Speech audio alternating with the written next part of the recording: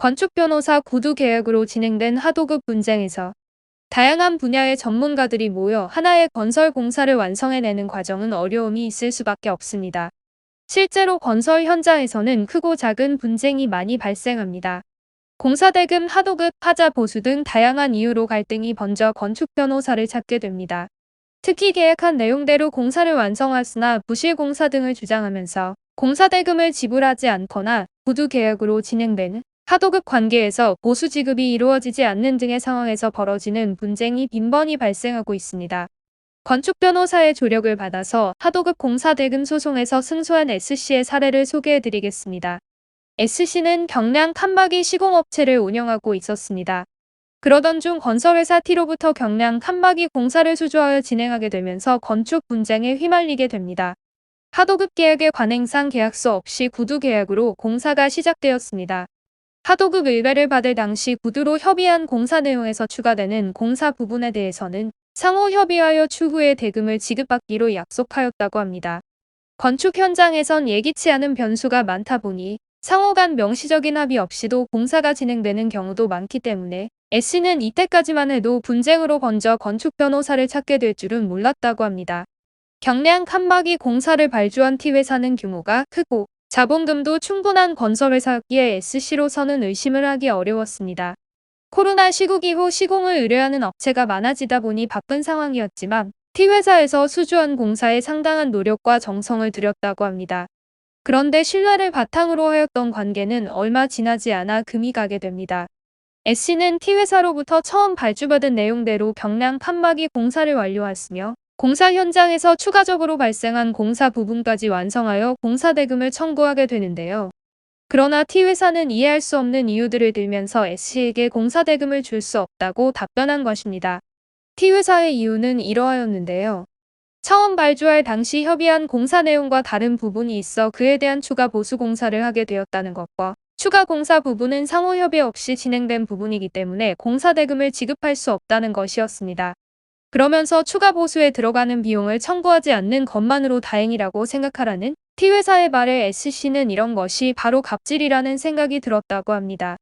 S씨는 미지급 공사 대금을 반환받기 위하여 건축 변호사를 찾아가 상담을 요청하게 됩니다.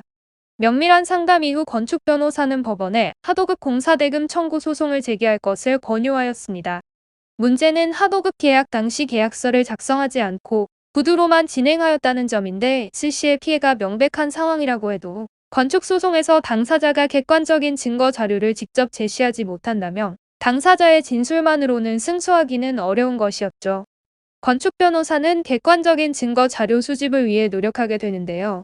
특히 T회사가 하도급 계약서 없이 공사가 진행된 점을 악용해 수차례에 걸쳐 고의로 S씨에게 공사 대금을 지급하지 않았다는 점을 입증하기 위하여 노력하였습니다. S씨가 공사 대금을 지급해달라고 여러 차례 요청하였으나 T회사는 합의된 공사 내용을 서면으로 남겨두지 않았던 점을 악용해서 그러한 요청에 불응하였던 것입니다.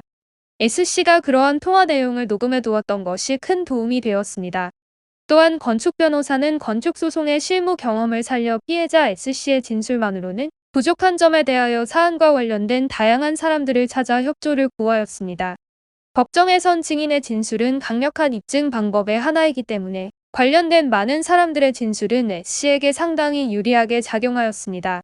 이뿐만 아니라 건축 변호사는 원래 공사 내용과 추가 공사 부분에 대한 전문적인 분석을 바탕으로 적절한 공사 대금을 산정하였으며 그에 대한 객관적인 자료들을 제출할 수 있었습니다. 결과적으로 법원은 원고의 손을 들어줬고 S씨는 T회사로부터 지급받지 못했던 공사 대금을 모두 돌려받을 수 있었습니다. 판례는 공사 내용의 추가 또는 변경으로 인한 증액 대금을 지급해달라고 요청하기 위해서는 그 공사에 대한 계약 내용에 정무했던 공사가 추가 진행되었고 그에 대해 계약 관계자 간의 협의가 있었다는 사실이 있어야 한다고 판시하고 있습니다. 협의가 있었다는 사실을 객관적으로 입증하기 위해서는 공사 관련 계약에서 계약서 등의 서면 자료를 통해 공사 내용, 대금 지급 기한, 대금 액수, 지연 손해금 등을 구체적으로 기재하여 두는 것이 좋습니다. 그러나 공사 현장의 실무상 하도급 계약은 계약서 없이 구두로 진행되거나 상호 명확한 협의 없이 추가 공사가 진행되는 부분이 많다 보니 건축 분쟁으로 이어지면 문제가 되는 경우가 많습니다. 공사 대금이라는 것이 한두 푼이 아니기 때문에 대금 지급이 미루어지면 미루어질수록 손해는 늘어나게 되며 반대로 공사를 발주한 입장에서도 한없이 늘어난 공사 기간으로 인해 큰 손실을 볼 수 있습니다. 이때에는 신속히 건축 변호사의 전문적인 조력을 구하여 분쟁 해결을 위한 상세한 대응 방안을 모색할 필요가 있습니다. 하도급 분쟁, 하자 보수 분쟁, 구두계약 분쟁, 공사대금 청구 소송 등의 건축 관련 분쟁이 발생하면 하루가 아쉬울 수밖에 없습니다. 법률사무소 AL에서는 건축 변호사가 24시간 카카오톡을 무료 법률 상담을 진행하여 신속한 조력을 드리고 있습니다.